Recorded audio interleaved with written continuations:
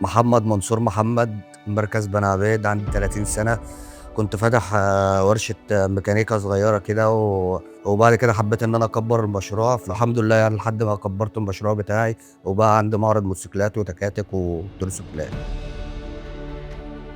أخدت منهم تمويل في الأول وبدأت إن أنا أشتري موتوسيكل في موتوسيكل لحد ما شاء الله يعني الحمد لله بقى عندي معرض، وبدأت إن أنا أتعامل معاهم المعاملة حلوة في السداد، في السهم برضه أما باجي آخد منهم قرض أو كده مش بيتأخروا عني، يعني بيدوني المبلغ اللي أنا عايزه.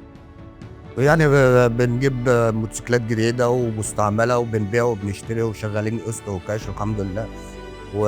وعندنا برضو هنا ورشة صغيرة كده بنقفل فيها الموتوسيكلات وتصليح وكده يعني. زي أي شاب في بداية مشروعه قابلتني صعوبات مادية و... والحمد لله يعني الشركة وقفت جنب مني ومولتني وبدأت إن أنا أكبر مشروعي. والحمد لله مشروعي كبر وبفضل شركة تنمية المشروع هيكبر وهيكبر أكبر وأكبر. أنا باستثمر فلوسي في البضاعة بدل ما أنا أحوّشها، لإن أنا عندي الأسعار كل يوم بتزيد وعندي الفلوس ما لهاش قيمة، فالبضاعة عندي أحسن من الفلوس.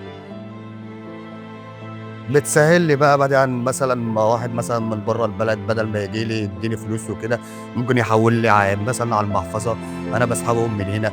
برضه باجي أشتري بدل مثلًا ما باروح للتاجر، باقوم باعت له مثلًا من على المحفظة، بدل ما آخُد فلوس في إيدي يعني وكده. كل أسبوع أو كل 10 أيام باقعد باطلّع الدفتر بتاعي، باشوف أنا صرفت إيه، اشتريت بكام، بِعت بكام، ليّا فلوس برّه كام. يعني عامل لنفسي system كده، باحب إن أنا مثلًا كل شهر أشوف أنا دخل لي فلوس قد إيه، كسبت قد إيه. سمعت عن بنوك التأمين من تنمية وإن شاء الله أنا هاشتريها.